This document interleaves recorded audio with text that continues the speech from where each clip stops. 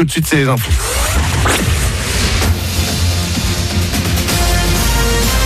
Toute l'actu sur Énergie Monaco-Menton avec Frédéric Plein.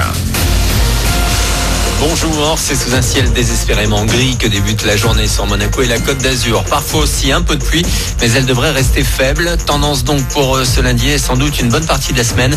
20 degrés sont prévus au meilleur. C'était la météo sur Énergie avec le Taj, restaurant indien à Menton, en livraison à domicile et vente à emporter.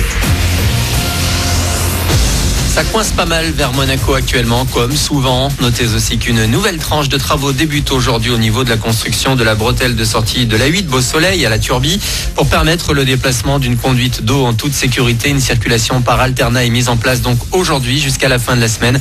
C'est sur la départementale de 1564 et elle sera en fonctionnement 24 heures sur 24. Retrouver sa cour de récré, ses amis, le maître ou la maîtresse. Après la suspension des cours et les vacances de printemps, la rentrée a sonné pour tous les élèves de maternelle et de primaire des Alpes-Maritimes. Ils vont devoir s'habituer à passer des tests salivaires. Le gouvernement veut en réaliser 600 000 par semaine en France. Les profs, eux, ont obtenu des garanties comme la fermeture des classes au premier cas de Covid.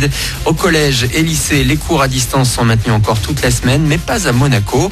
En principauté, la rentrée, c'est pour tout le monde aujourd'hui, mais déjà des vacances se profilent sur le Rocher. Ce sera pour la semaine précédant le Grand Prix de Formule 1 qui se disputera le 23 mai.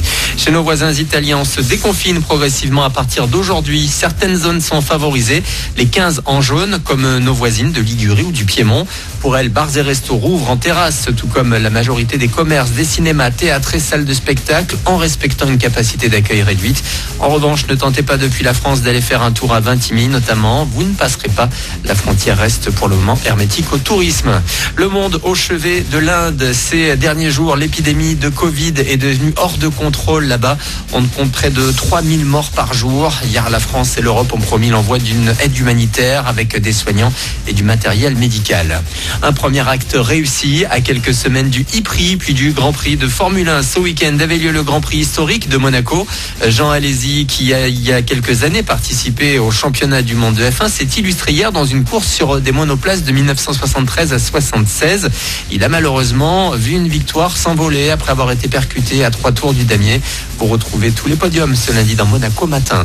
Et en foot, la tête de la Ligue 1 a pas mal bougé durant le week-end, mais à la fin de cette 34e journée, c'est à nouveau le même classement qu'après la 33e. Lille est en tête après s'être imposé 3-2 à Lyon hier soir. L'OL, prochain adversaire de l'ASM.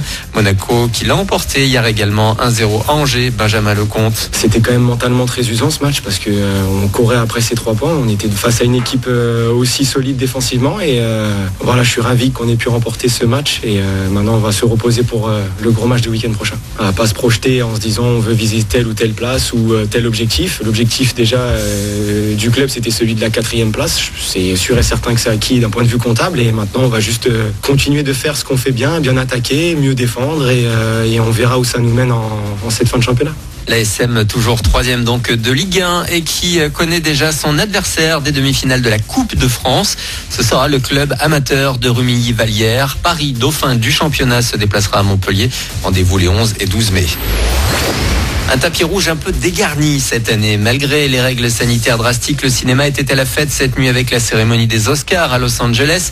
Soul, le dernier Pixar, s'impose dans la catégorie animation. Le road trip Nomadland est sacré meilleur film. Anthony Hopkins avec la statuette de meilleur acteur pour son rôle dans The Father, réalisé par le français Florian Zeller, également récompensé. Voilà pour vos infos. Bon début de journée à vous avec Manu.